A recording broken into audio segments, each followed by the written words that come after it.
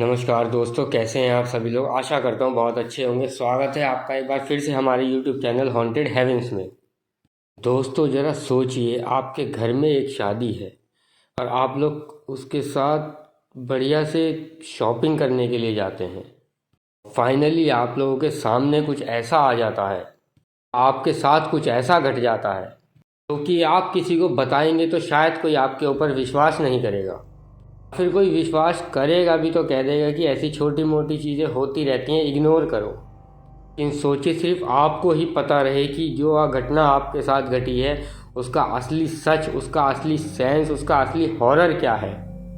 तो ज़रा सोचिए क्या बीतेगी आपके ऊपर। तो आइए दोस्तों, जानते हैं आज की एक ऐसी ही कहानी के बारे में जो दो लड़कियों के साथ घटी थी।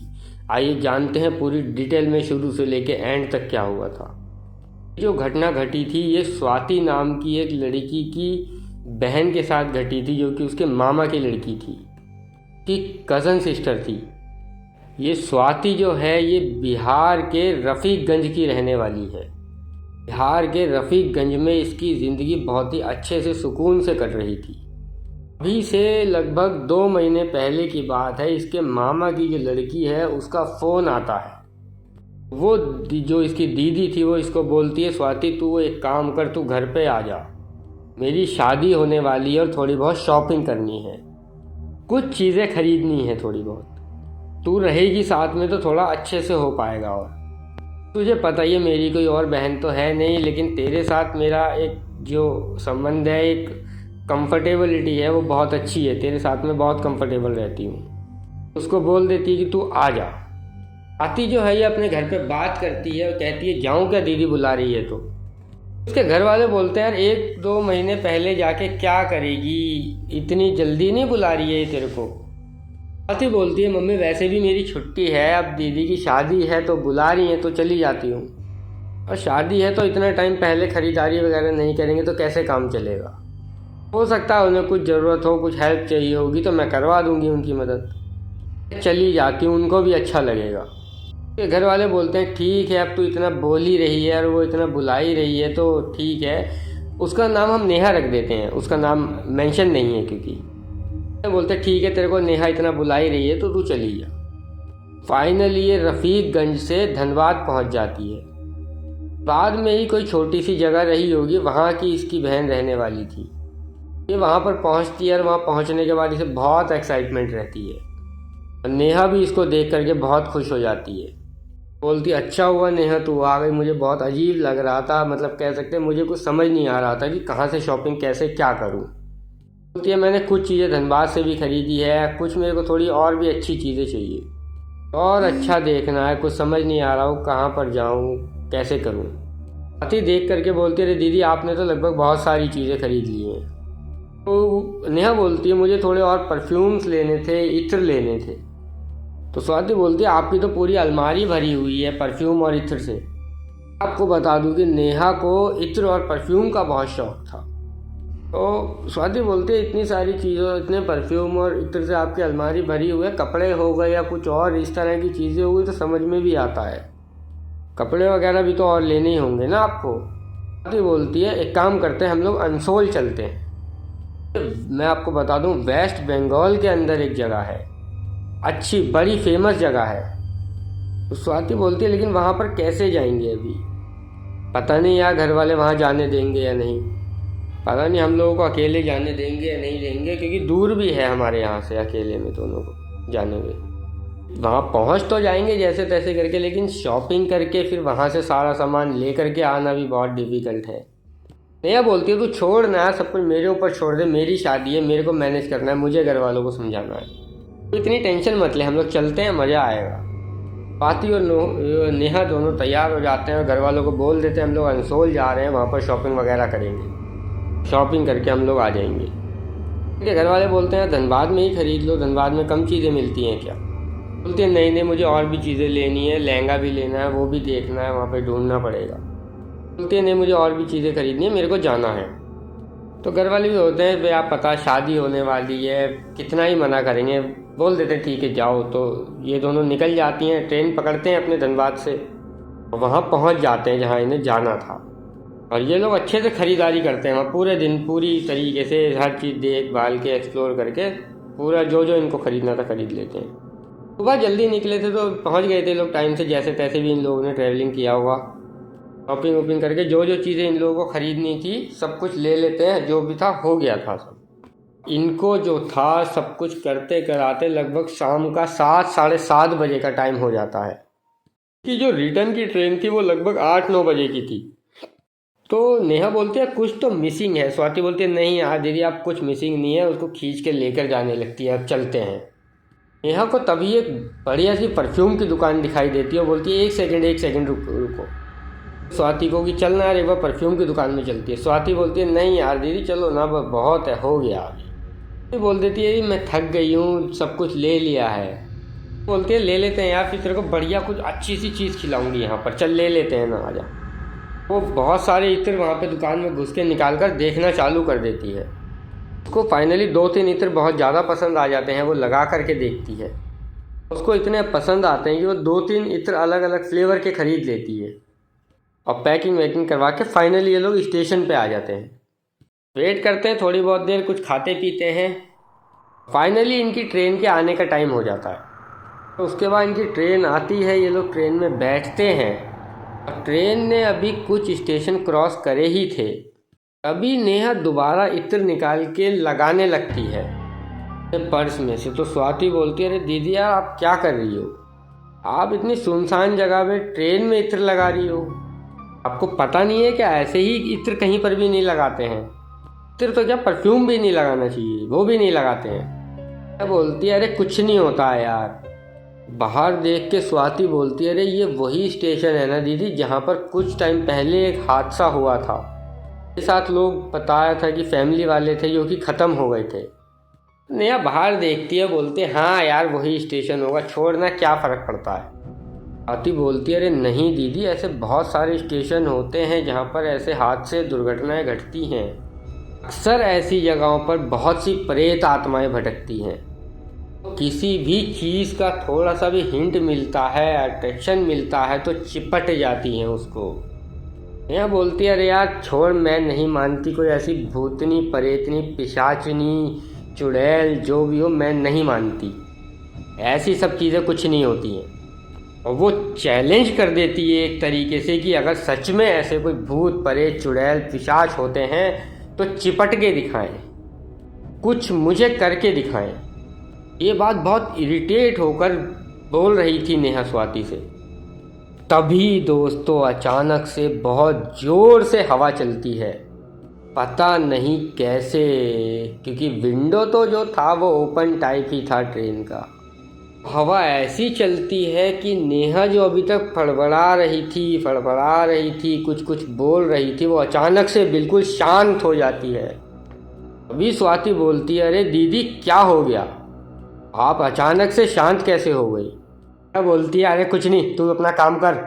तो स्वाति बोलती है अरे दीदी क्या हो गया, ऐसे कैसे बात कर रही हो आप, क्या हो गया है। लेकिन वो कुछ नहीं बोलती है और नेहा शांत होकर बिल्कुल ऐसे बैठती है कि कुछ नहीं बोलती, और पूरा सफ़र ऐसी शांति से बैठे बैठे निकाल देती है। नेहा स्वाति से बात नहीं करती है पूरे रास्ते। फिर ये लोग पहुंचते हैं अपने घर, अपने स्टेशन पे धनबाद में। इनके भाई वगैरह लेने के लिए आए हुए थे।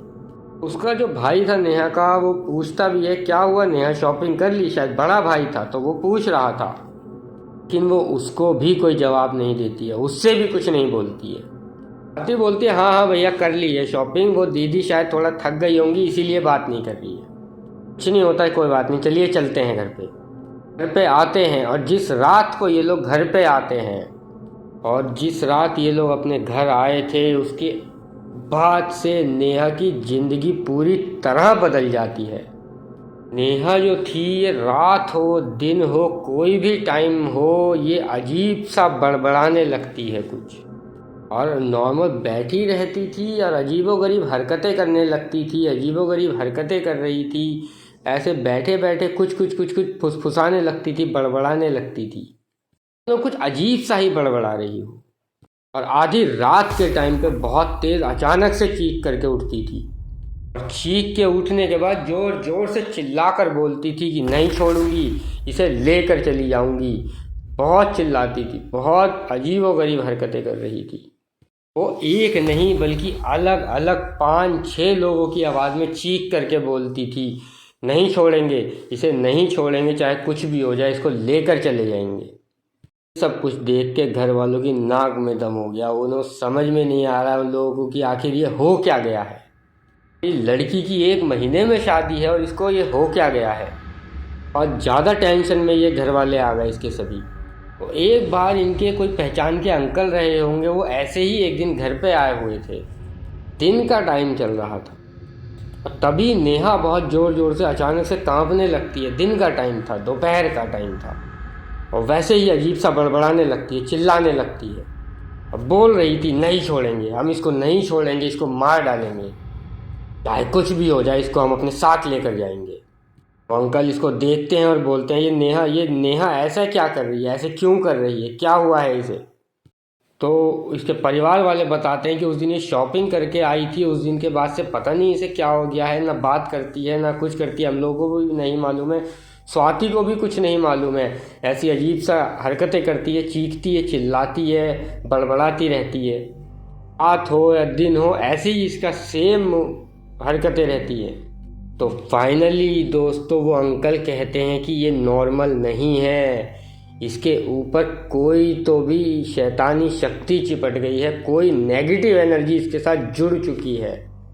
वो कहते हैं कि नॉर्मल हो ही नहीं सकता, क्योंकि वो जो अंकल थे ना, उनको जानकारी थी इन सब चीज़ों की थोड़ी बहुत। बताते हैं इनको कि जो कुछ भी है, ये जो भी एंटिटी है, ये बहुत भारी है, बहुत ताकतवर है। मैं इतना सक्षम नहीं हूँ कि मैं इसको उतार सकूँ इसके शरीर पे से, इसको हटा सकूँ। मुझे किसी और से बात करनी पड़ेगी, किसी बाबा जी से, बड़े तांत्रिक से बात करनी पड़ेगी। वो अंकल जो थे इनके, वो अपने किसी पहचान के बाबा, किसी तांत्रिक को फ़ोन करते हैं और उसी रात उसको वो बाबा जी इनके घर पे आते हैं।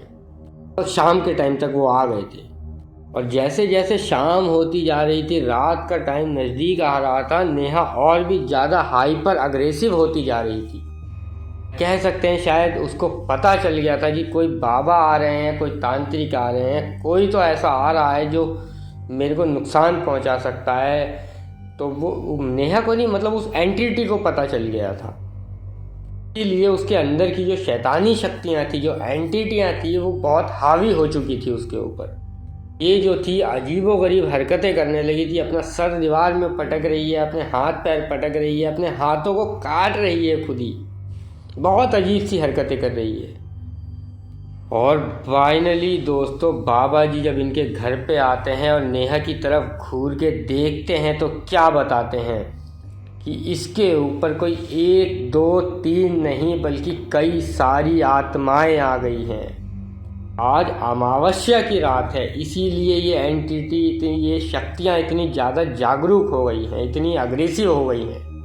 अगर किसी तरीके से आज की रात हम इसे बचाने में कामयाब हो गए और ये लड़की बच गई तो ठीक, नहीं तो ये बच नहीं पाएगी, फिर ख़त्म हो जाएगी। ये एंटिटी, ये नेगेटिव शक्तियाँ इसे ख़त्म करके अपने साथ ले जाएंगी। बाबा जी की ये सारी बातें सुन के इसके घर में रोना पीटना मच गया, हल्ला मच गया, चीखना चिल्लाना शुरू हो चुका है कि हमारी लड़की की अगले महीने शादी है, कार्ड बच चुके हैं, सारी तैयारी हो चुकी है, इसके घर वालों को, इसके ससुराल वालों को हम क्या जवाब देंगे। बाबा जी बोलते हैं ये टाइम घबराने का नहीं है, आप लोग रुकिए, हमें कुछ करना पड़ेगा। बाबा जी को जो सामान चाहिए था, बाबा जी इनसे पूरा अनुष्ठान का सामान, पूरी सामग्री, जो भी उनका रिचुअल्स होगा करने का, सब इनसे मंगाते हैं। सामान एक तरफ रखा जाता है, पूजा सामग्री तैयार करी जाती है, हवन जलाया जाता है।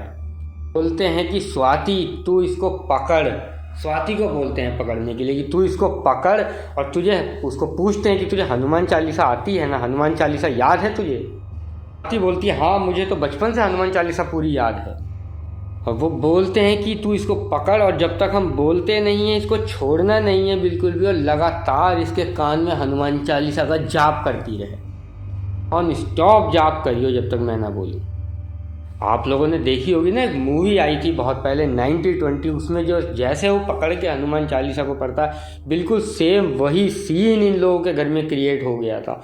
वो उसको पकड़ती है, ज़ोर ज़ोर से हनुमान चालीसा पढ़ना शुरू करती है। जैसे जैसे स्वाति हनुमान चालीसा पढ़ना शुरू करती है, नेहा बहुत ज़्यादा और ज़्यादा हाइपर होती चली जाती है।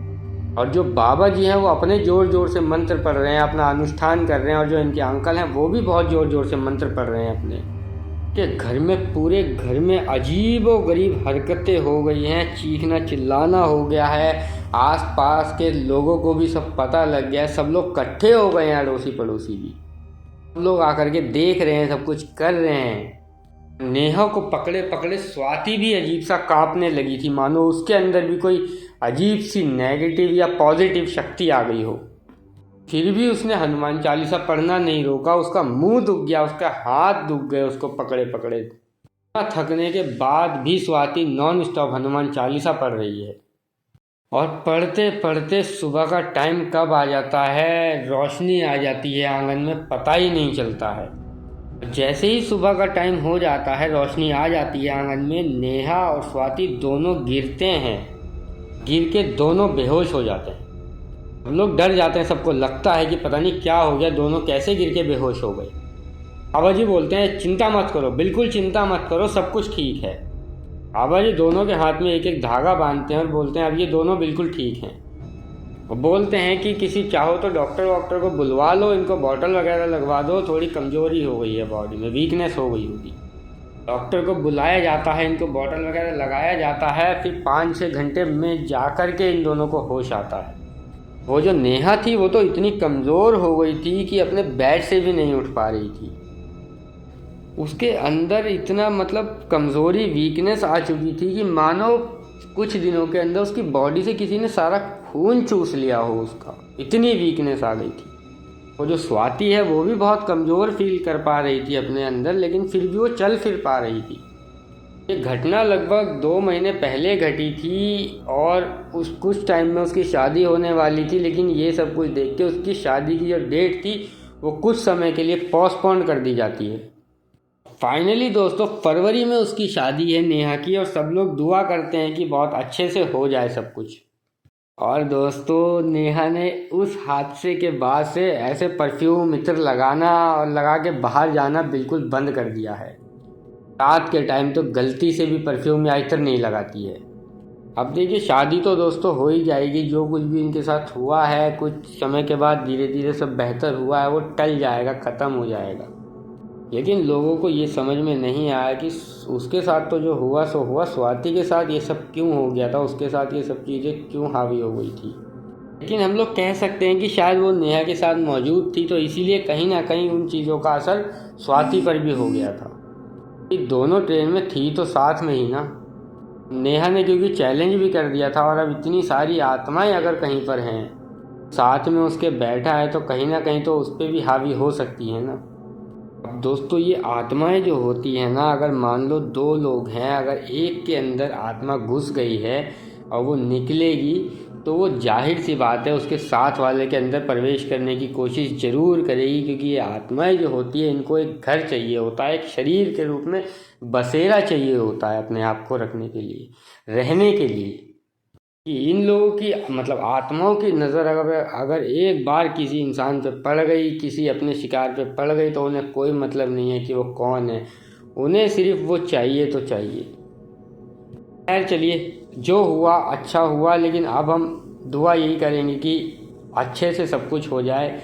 जो कुछ भी चीज़ इनके साथ चल रही थी वो ठीक हो चुकी है, अब सब कुछ नॉर्मल है पहले की तरह। फाइनली उसकी नेहा की शादी भी फरवरी में हो जाएगी।